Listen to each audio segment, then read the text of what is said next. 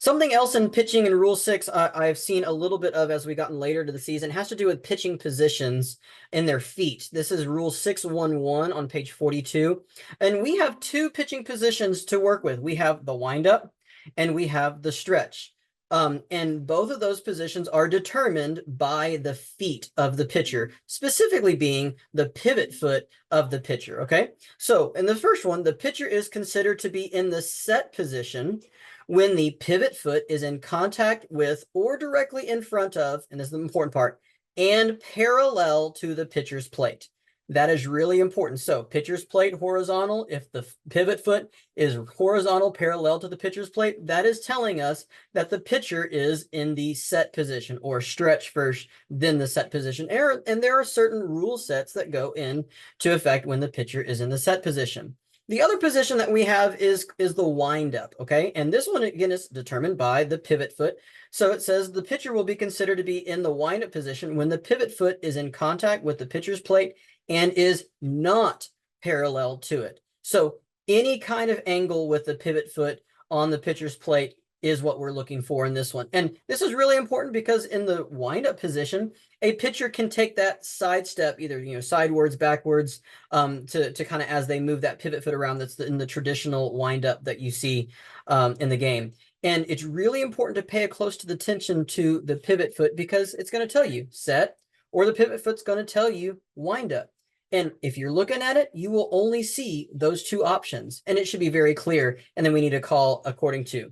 Now, this play happens to be in between innings. This is a new pitcher that is warming up. This looks to be the top of the fourth inning, maybe the top of the third inning, and a new pitcher is warming up. The plate umpire got the change in there, and we're watching him take his 8 warm-up pitches. I am in shallow right center field, and in between innings, it's easy to just take time off.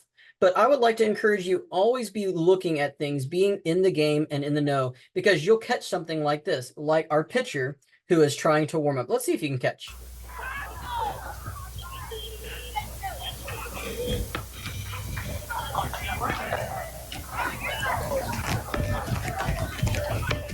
Hang on a second. Hey, hold on.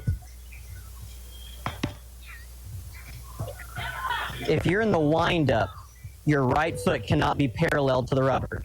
Okay? Get set. Yeah, so that's the stretch. Your foot, yeah, there has to be some sort of angle to it.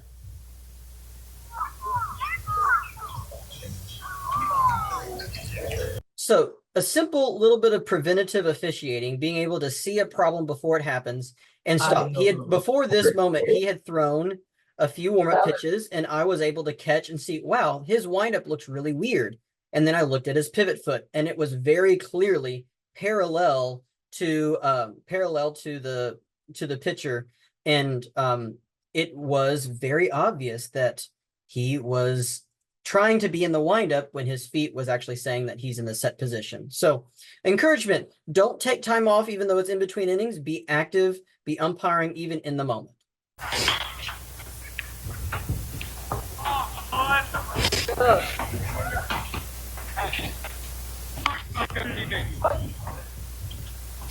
That's a balk.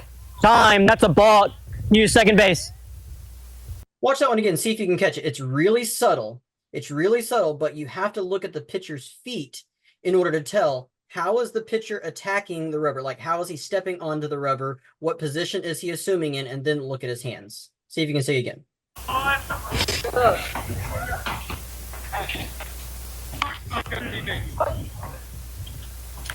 That's a balk. Time. That's a balk. Use second base. So in this part, the pitcher has his feet set up like he's in the windup. Okay, he initially starts like he's in the windup. His pivot foot is not parallel to the rubber, and he has his hands together. Okay, so he is just like this. And then he realizes, oh, I should be in the stretch position. And so he tries to turn his foot ever so slightly sideways, and then he breaks his hands apart. So that is a balk from the windup position. If you take your hands together and you separate, and then he moves his feet. So this is what we call a start-stop balk. And that again, he trying to change his pitching position in the middle of after he's already towed the rubber. Let's watch this one more time, see if you can catch all of it, because this one almost caught me too, but you got to watch how he steps on the rubber and then watch his hands and feet.